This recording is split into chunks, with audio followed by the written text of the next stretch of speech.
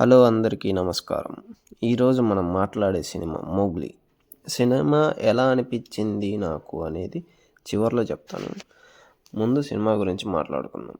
ఈ సినిమా నేను ముఖ్యంగా బండి సరోజ్ గారి కోసమే వెళ్ళాను.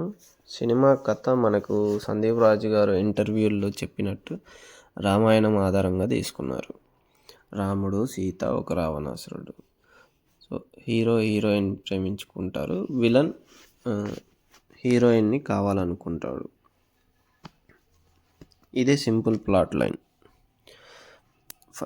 సినిమా స్టార్ట్ అవ్వడమే బండి సరోజ్ గారి ఎపిసోడ్తో స్టార్ట్ అవుతుంది.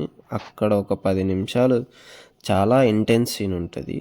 ఆ సీన్లో బండి సరోజ్ గారు అయితే చూస్తే భయం వేస్తుంది. ఆ క్యారెక్టర్ని చూస్తే చాలా బాగా రాసుకున్నాడు సందీప్. చాలా బాగా ఎస్టాబ్లిష్ చేశాడు. బండి సరోజ్ గారు కూడా యాక్టింగ్ చాలా బాగా చేశారు. నాకు ఈ సినిమాలో బాగా నచ్చింది రైటింగ్, సందీప్ రాజ్ గారి రైటింగ్. అదే చివరికి వెళ్ళే కొద్దీ చాలా వీక్ అయిపోతుంది. ఈ సినిమాలో హీరోయిన్ చెవిటి ఇంకా మూగామె. అది ఎందుకు పెట్టారనే దానికి రీజనింగ్ కూడా చాలా బాగా ఇచ్చారు. అలాగే ఈ సినిమాలో ఇంకో సర్ప్రైజ్ క్యారెక్టర్ వచ్చేసేసి హర్ష అనే అతను మన హీరోకి ఫ్రెండ్ పాత్రలో ఇస్తాడు. నార్మల్గా ఇప్పుడు రీసెంట్ టైంలో ఫ్రెండ్స్ అంటే ఊరికే పక్కన నిలబడి 2 మాటలు 2 జోకులు వేసుకొని ఆడికి అయిపోవడం కాదు. మన పాత సినిమాల్లో ఎలా ఫ్రెండ్కి ఎంత ఇంపార్టెన్స్ క్యారెక్టర్ ఇచ్చేవాళ్ళు, ఇప్పుడు ఈ మోగ్లీ సినిమాలో కూడా అంతే ఇంపార్టెన్స్ ఉంది. ఈ కథ మెయిన్ థీమ్ వచ్చేసేసి లవ్ స్టోరీ. కానీ ఈ లవ్ స్టోరీ అనేది అంత ఇంపాక్ట్ ఏమి ఇవ్వలేదు. అంటే ఏదో జరుగుతుంది అంతే అనుకున్నాం. ఇంకా వాళ్ళిద్దరికి ఇంకా మంచి సీన్లు పడి ఉండాల్సిందే అనుకున్నాం. వాళ్ళిద్దరూ కలిస్తేనే ఆడ ఇంటర్వెల్ బ్లాక్ వచ్చేస్తుంది. ఇంటర్వెల్ బ్లాక్ బాగుంది, కొద్దిగా సర్ప్రైజ్ ఇచ్చింది. సెకండ్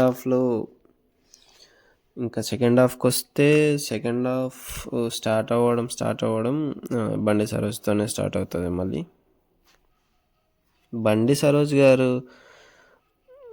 స్క్రీన్ పైన ఉన్నంతసేపు బండి సరోజ్ గారు ఇంకో యాక్టర్ని మనకు కనిపించకుండా ఆయన ఫుల్గా డామినేట్ చేసిండు. సెకండ్ హాఫ్లో క్యారెక్టర్స్ తీసుకునే కొన్ని డెసిషన్స్ మనకి అసలు అర్థం అనిపించవు. ఎగ్జాంపుల్, ప్రీ క్లైమాక్స్లో ఒక సీన్ ఉంటుంది. హీరోయిన్ దాచిపెట్టుకొని ఉంటారు. విలన్ ఆల్మోస్ట్ వాళ్ళని పట్టుకుంటాడు, కానీ వీళ్ళు హీరో వల్ల తప్పించుకుంటారు. దాని తర్వాత హీరో హర్షతో కూర్చొని మందు సిట్టింగ్ వేయడం అనేది అస్సలు చాలా వీక్ అనిపించింది. అరే అంత ఆల్మోస్ట్ వాళ్ళు దొరికిపోయారు, మళ్ళీ ఏదన్నా అవుతుందేమో రెడీగా ఉండాలని అట్లా అనుకోకుండా హీరో కూర్చొని హర్షతో సిట్టింగ్ వేయడం.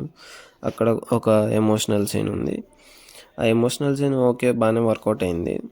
దాని తర్వాత హర్ష సో ఫైనల్గా ఒక మాటలో చెప్పాలి అంటే మూవీ నాకైతే డీసెంట్ అనిపించింది, చూడొచ్చు.